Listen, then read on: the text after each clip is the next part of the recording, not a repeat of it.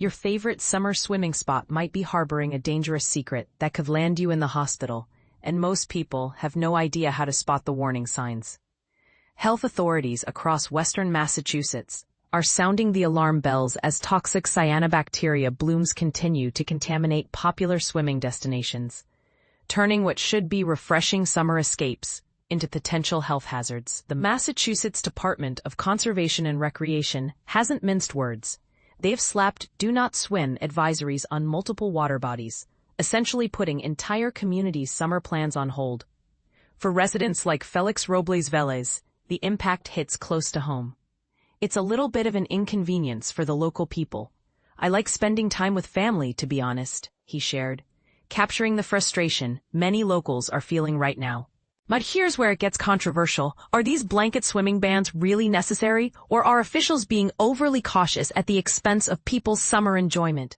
Let's break down what's actually happening in the water. Cyanobacteria, despite their innocent-sounding name, are microscopic troublemakers that thrive in virtually every type of water body you can imagine.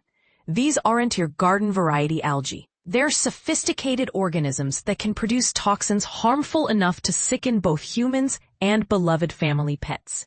Currently, 3 major recreational areas remain off-limits to swimmers: Chicopee State Park, Rubber Thread Pond in East Hampton, and Bass Pond in Springfield.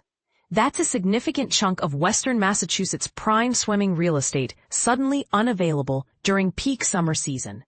However, there's a glimmer of hope for water enthusiasts. Hampton Ponds in Westfield managed to shake off its cyanobacteria problem, with officials lifting the advisory this past Friday evening.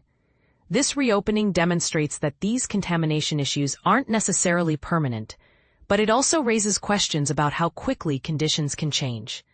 And this is the part most people miss when it comes to protecting themselves. Cyanobacteria blooms aren't always invisible threats. Health experts emphasize that contaminated water often betrays itself through telltale signs. You might notice an unusual, unpleasant odor wafting from the water, or observe that the water has taken on a distinctly soup-like consistency that looks nothing like normal lake or pond water.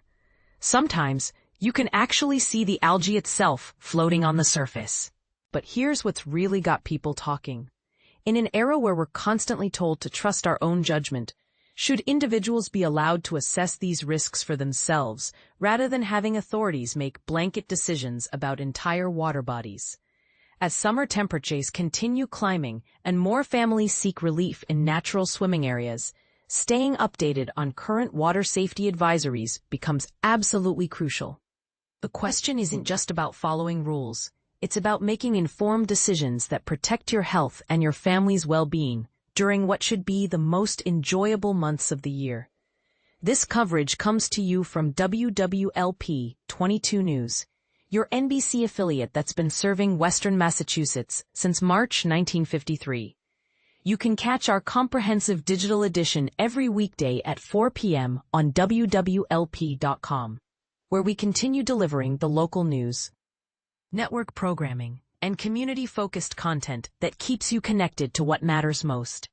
Our dedicated WWLP journalists gathered all the facts presented in this report through traditional reporting methods, with artificial intelligence assistance used solely to adapt our broadcast script into this web-friendly format.